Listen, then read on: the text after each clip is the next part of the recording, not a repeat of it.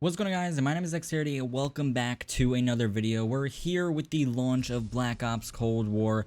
I'm very excited. I hope you guys are too. It's definitely an exciting time around roughly October, November of each year when the new Call of Duties come out. And the big question is with most of these Call of Duties, every time they release, is what is the best settings to use? And I got them for you right here. We will be going over them in today's video. Now, I will say that this weekend is going to be basically just a few of kind of like how-to tutorial type videos for Cold War. I won't be releasing gameplays until roughly sometime next week, mainly because I have plans this weekend to chill and hang out with my friends, and I won't be necessarily at my setup in order to record those gameplays. And of course, like always, if you guys are new to the channel, be sure to leave a like if you do enjoy today's video. Subscribe if you do enjoy my content, if you want to see more Call of Duty content like this, and turn on notifications to be notified when I do upload that content. And if you do want to support me further, be sure to click the join icon right next to my name down below, and you can join as a member for a small monthly fee. You can get a bunch of perks and stuff, and it's pretty cool. Also, within these next few videos, I'm kind of testing stuff with my microphone to kind of like make it sound a bit different, to see what I like with my voice. This might not be final, but if I like it in today's video, then maybe we'll stick with it. So, Call of Duty Cold War. When you get in, the first thing you always want to mess with is your settings. This includes controller settings like your sensitivity, everything with your graphics and all that stuff. Now, I'm on console, so if you are on PC, only some of this will apply to you, mainly because we don't have the same graphic settings as you with, you know, the textures being on high or low, or shadows being on and off with ray tracing and all that. We don't have that. But we do have pretty much everything else, and we will be going over what I feel like is the best settings for you to use. Obviously, most of this is preference, but I will be explaining to you what most of these do as well along the way. So obviously, let's get right into it. Horizontal and vertical sensitivity. I like these both at 5.5 because 4 seems like it's a bit too slow, and 6, like maybe 5 or 6 is good, but when you get to 7, it seems a bit too high. You can throw it all the way up to 14, but like that's mainly for like if you want to like trick shot or something. I like them both at 5.5, and then you have your ADS sensitivities. Low zoom is basically for anything with a 4 times magnification or lower, so like anything with like a normal red dot or just something that doesn't zoom in that much. This is your sensitivity for that. I like keeping that at 1, and I like keeping the other one at 1 too. This one is high zoom, and this is for like scopes and stuff over 4 times of a zoom in. Button layout, I like to have my thing at tactical. You have a bunch of different ones. All these do different things. You can see on the thing, you know, what they do and everything. I like having mine on tactical. Basically, all this does is it switches my right thumbstick and my B button. Normally on default, your B will crouch and your right thumbstick in, like clicked in, will knife. But having it on tactical, however, it'll swap those so that B is to knife and or melee or whatever, and then right stick is to crouch in, so that it's very easy. So when I'm playing, I can drop shot so easily. I don't have to move and press B or whatever. I can just hold down right trigger or right stick, and I can drop shot pretty easily. But of course, all of its preference. I do suggest tactical, however, because it requires you to move your fingers a lot less. Then we come to flipping your triggers with your bumpers. I like having this flipped so that instead of shooting with my triggers, so that you have to move your trigger all the way down before it does something. You have to move it down a certain amount before it does something. Using the bumpers to shoot and aim in, it's just a lot more like reactivity. You can react a lot faster, and I like having that so that I shoot and aim with my left and right bumpers, and then I use my grenades and everything with my triggers. I personally like that. I would definitely give that a try. It's definitely going to be a bit uncomfortable at first, but I do play claw, so it just makes it a lot easier instead of me, like with how awkward I have my right hand. Instead of having my finger all the way down to the back and everything, it's just a bit uncomfortable, and I like this a lot better. It's basically just like using a PlayStation controller. Invert look, that's just basically just inverting the way your camera moves. So instead, if you move the right stick up, your character will look down if you do have it inverted, and vice versa. No one likes that. Let's be honest. I have not met one person that even considers turning this on, except for if it's for like a challenge video, which if you do want to see that, now that I'm thinking of it, yeah, leave a like. I will do that for a video. That seems like it'd be pretty fun. Then we got controller vibration. Some people like that for realism and, kind of like getting involved with the gameplay, getting immersed and everything. I don't like it. It messes up my aim personally. It's basically, obviously, just your controller vibrates when you shoot or when, explosions are happening around you and everything. Me personally, I don't like it. Aim down sight, aim assist. I have this enabled. This is just for campaign and zombies because apparently multiplayer doesn't have aim assist at all, which is a load of bull because apparently ADS aim assist is always disabled in multiplayer. This is just for campaign and zombies, and obviously you want that on. Slow down and strafing aim assist, I do also have this on. Airborne mantle behavior, I have that on mantle. Aim down sight behavior, I have that on hold. So if you have that on toggle, basically in order just to aim down, you really just tap your button and it stays aimed in. Even if you just stop touching your controller at all, it'll stay aimed in. Hold, basically you hold it in, you're aiming. Once you let it go, it stops ADSing. Steady aim behavior, this is for, I think, this is for snipers, so that when you're aiming down sight, you can hold your breath to kind of steady your shot. I have it on hold, but you can have it on toggle or whatever. It's all whatever your preference is. Armor behavior, this is basically so like in Warzone or Fire Team or whatever, when you're equipping armor, you either if you have, it's default on apply 1. Basically, when you do that to, you know, put in armor, you hold it down real quick, and once it starts doing animation, you let go and it only puts in 1. But if you do apply all, it'll just put in as much armor as it can, because obviously it's a lot easier and faster if you have it on apply all. Attack vehicle control mode, I have on aim based. Stick layout, I have on default because I don't like messing with any of my sticks. Now the left stick and right stick input threshold, this is basically dead zone. Originally it's on like 10 or 11. I suggest taking this down to 5 so that your thumbsticks are a bit more, what's the word I'm looking for? A bit more loose, I guess you could say. It's basically what dead zone is the amount of pressure needed, you know, to move your thumbstick before it actually starts doing something on the game. Putting that down to 5 will basically kind of like raise your sensitivity slightly, but like it'll feel a bit more reactive, I guess you could say. And then I just keep the max input threshold at 99 for both. Auto move forward, you want disabled because you don't want yourself to just be moving at all times. Auto sprint, I personally like that disabled, but that's up to you.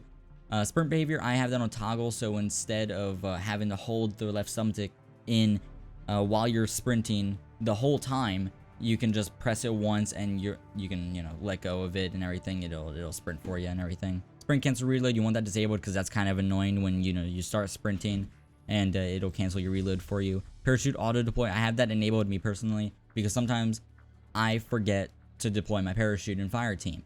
Let's be honest, we've all been there. You don't need to blame me.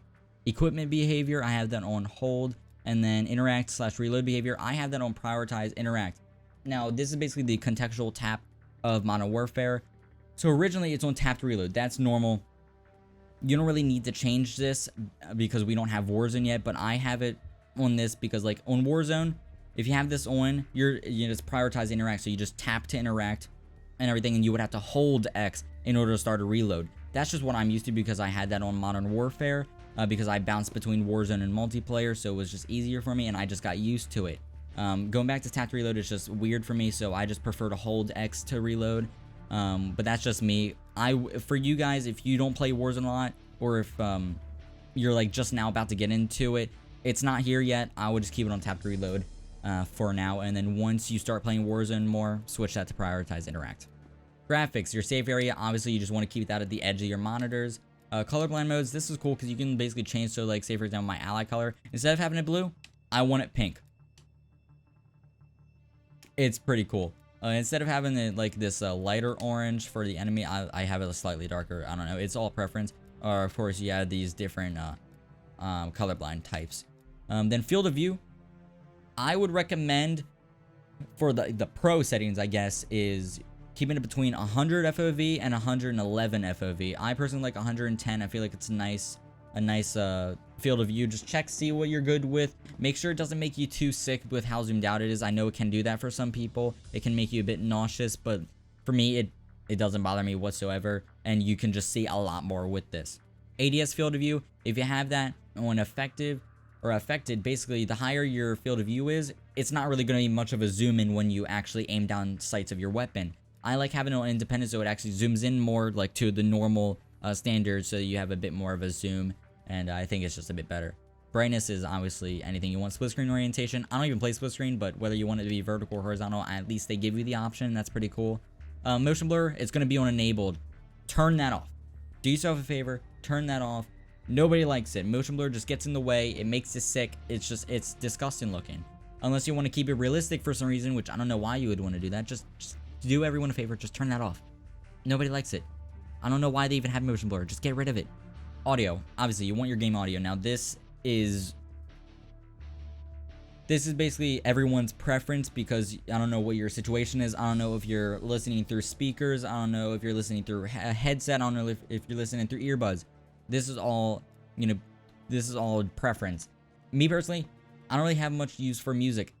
I just turn that down to 40, master volume 84 because songs can be a bit too loud, and I have a mix amp that I control everything with. And then audio presets. This one, you need to change to high boost. This boosts the highs of the audio, and you'll be able to hear footsteps a lot better. That's a main one. Put it on high boost. You have a bunch of different settings, but I definitely suggest high boost. Unless you really want to get bassy in there, put it on super bass boost. But I don't know how that does for footsteps. Just put it on high boost. Hit marker sound effects, you can turn that off if you want. I don't know why you wouldn't want to because it's very satisfying.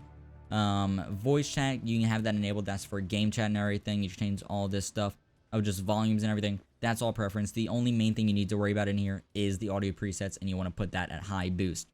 Now the interface, I like subtitles off, and then you have a bunch of different HUD elements. This is the first time we've been able to change this, I think.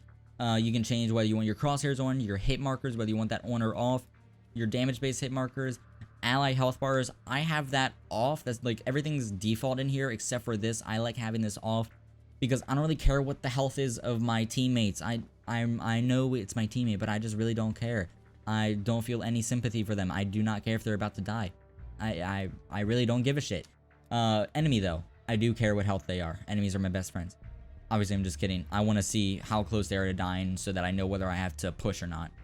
Player names, I keep that on full. Everything else, I basically keep the same. You can see in advanced, I just keep all this just the same. In-game alerts, I was just having this enabled so that you can kind of see whether you're having high latency or whether you're disconnecting, or if you're having a packet burst or anything. This will give you a little notification if there's an issue, and you can get that fixed and everything. Keyboard and mouse. That's all preference too. I don't touch those because I don't have a keyboard and mouse plugged in. And then account and network crossplay. Of course, you probably want that on. If you want to go against just people on your same console, like I'm on an Xbox, if I wanted to go against just people on an Xbox, I would turn that off. But then I wouldn't be able to play with friends on PlayStation or PC, so I obviously have to keep that on. But when I'm playing by myself, I usually turn that off just so that I can, you know, go against, so I don't have to worry about PC sweats. Cloud save games, you want that on. That's so that everything, you know, goes between platforms. So like they have this new cross platform progression thing. So like if I get up to level, like I'm at level 21 now, if I get up to level 30 in multiplayer and I switch over to my computer to play, I will still be level 30. This will just save stuff over the cloud so that all your stuff and all your progress is saved. File management, this is actually pretty important. This is where you can go to delete all your stuff.